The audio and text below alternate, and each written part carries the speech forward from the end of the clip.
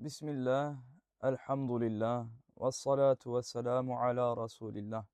Pour commencer, il est important de savoir que l'imam al-Bukhari n'était pas un simple suiveur ou muqallid d'une école juridique comme celle que nous connaissons aujourd'hui, c'est-à-dire Hanafi, Maliki, Shafi'i ou Hanbali. Au contraire, il est reconnu comme un mujtahid indépendant. Cela signifie qu'il tirait ses avis directement des sources fondamentales de l'islam, le Coran et les hadiths.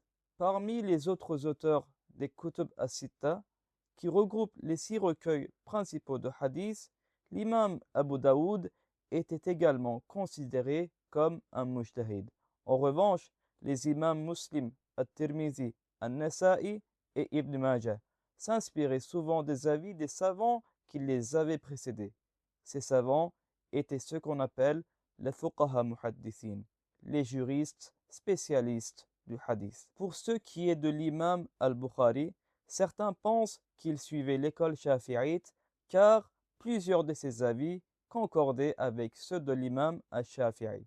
Cependant, il partageait également de nombreux points de vue avec l'imam Abu Hanifa. Cela montre qu'il ne se limitait pas à une seule école juridique.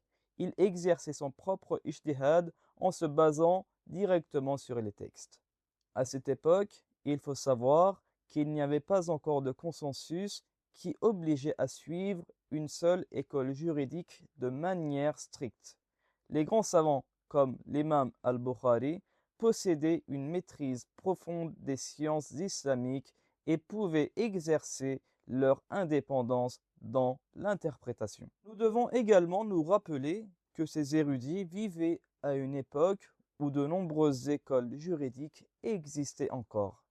Contrairement à ce que nous voyons aujourd'hui, les écoles n'étaient pas limitées aux 4 qui ont survécu, Hanafi, Maliki, Shafi'i et Hanbali.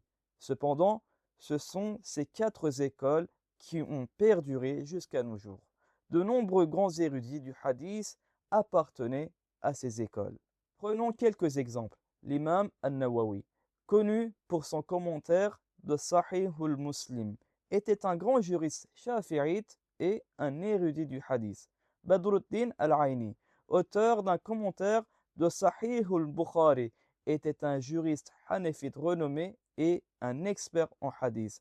De même, l'imam Ibn Hajar al-Asqalani, célèbre pour son commentaire Fathul Bari sur Sahih al-Bukhari, était un juriste shafi'ite et un grand savant du hadith. Nous pouvons aussi citer Ibn Salah, qui a écrit l'ouvrage Al-Muqaddimah, un livre fondamental sur les principes du hadith. Il était également un juriste shafi'ite. Ibn Kathir était un historien, un exégète, un érudit du hadith et un juriste shafi'ite.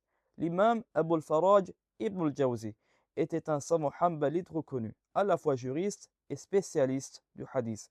Enfin, Al-Qadi Iyad, l'auteur du célèbre ouvrage Ash-Shifa, était un juriste malikite et un expert du hadith. Aujourd'hui, il est essentiel de comprendre que nous n'avons pas le même niveau de science que ces grands imams comme Al-Bukhari ou Abu Daoud. Leur indépendance dans l'interprétation reposait sur une rigueur et une maîtrise extraordinaire des sciences islamiques, un niveau que très peu peuvent atteindre aujourd'hui. C'est pour cette raison qu'il est beaucoup plus sûr et plus accessible pour nous de suivre une des 4 écoles juridiques, Hanafi, Maliki, Shafi'i ou Hanbali. Ces écoles reposent sur une méthodologie solide et rigoureuse.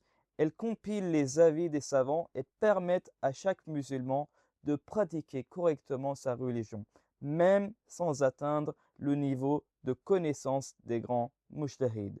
Walhamdulillahi Rabbil Alamin.